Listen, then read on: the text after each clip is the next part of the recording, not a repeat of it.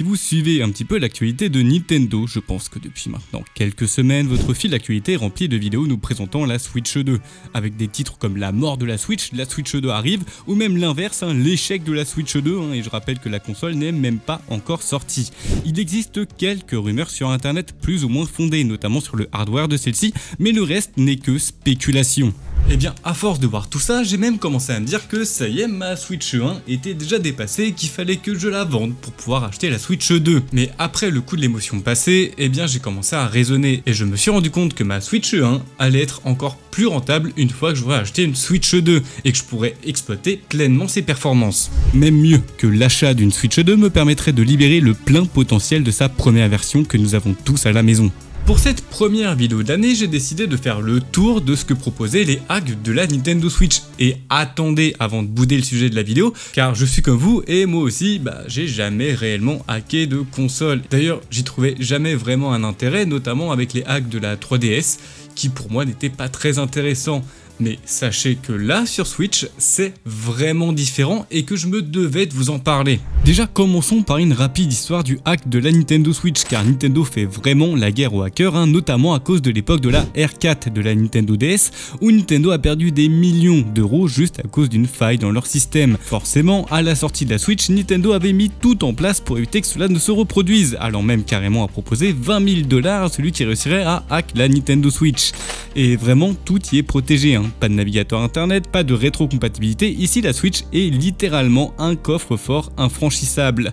Mais il n'aura fallu que un an pour qu'en 2018, toutes les sécurités de celle-ci finissent par sauter, et ce à cause d'un trombone. Alors c'est bien plus complexe que ça, effectivement la manip se fera à l'aide d'un trombone, mais permet en fait de contourner les restrictions de la Switch. Si d'ailleurs le sujet vous intéresse, je ne peux que vous conseiller la vidéo de Sakaru, un confrère qui a fait une excellente vidéo sur ce sujet.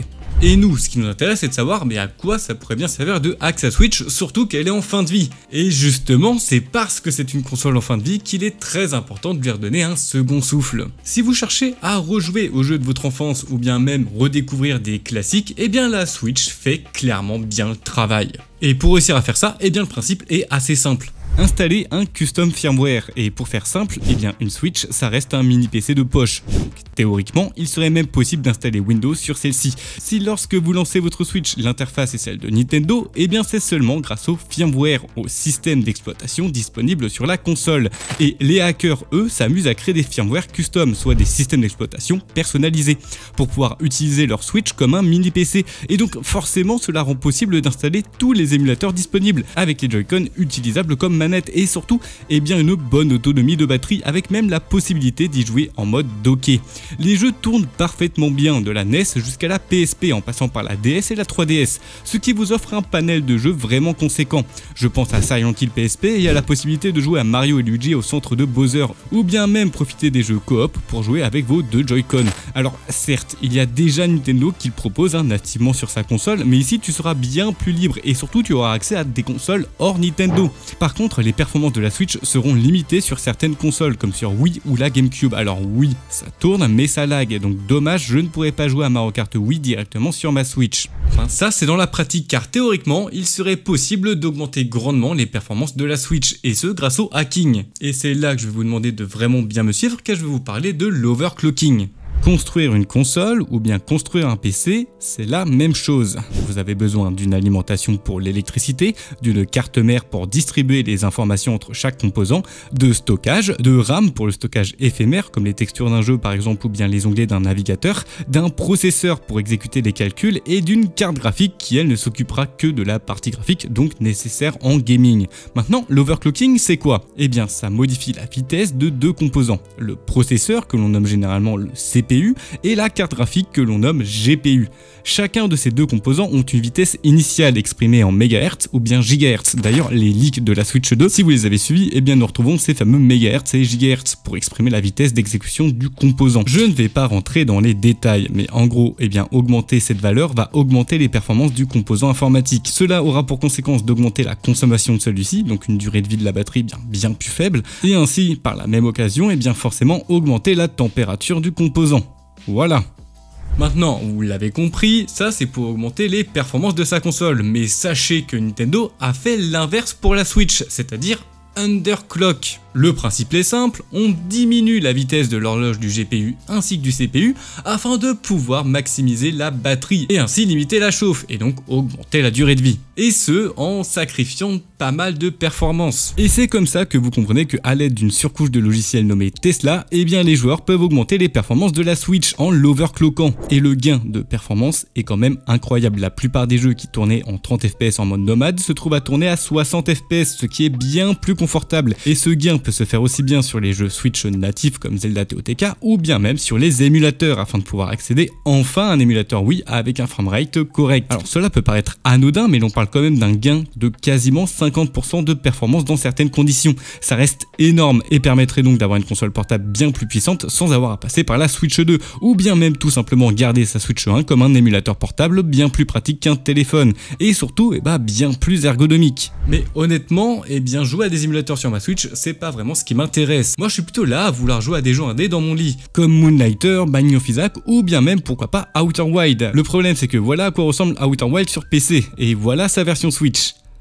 C'est compliqué, surtout que tu vas devoir acheter le jeu directement sur l'eShop, donc généralement un prix bien plus élevé que sur Steam. Et c'est ici que je vois la plus grande utilité de Axa Switch, le cloud gaming.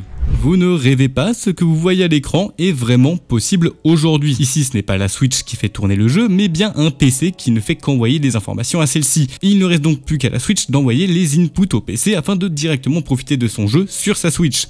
Et ça, ça existe déjà, c'est gratuit, ça s'appelle Steam Link, une application disponible sur iOS et Android permettant de jouer directement à ses jeux Steam via son téléphone à la seule condition de laisser son PC allumé et d'avoir une bonne connexion. Et ça marche même plutôt bien. Maintenant, ce serait quand même cool que Steam Link arrive sur Switch. Et pour ce faire, il suffit d'installer Android sur sa console.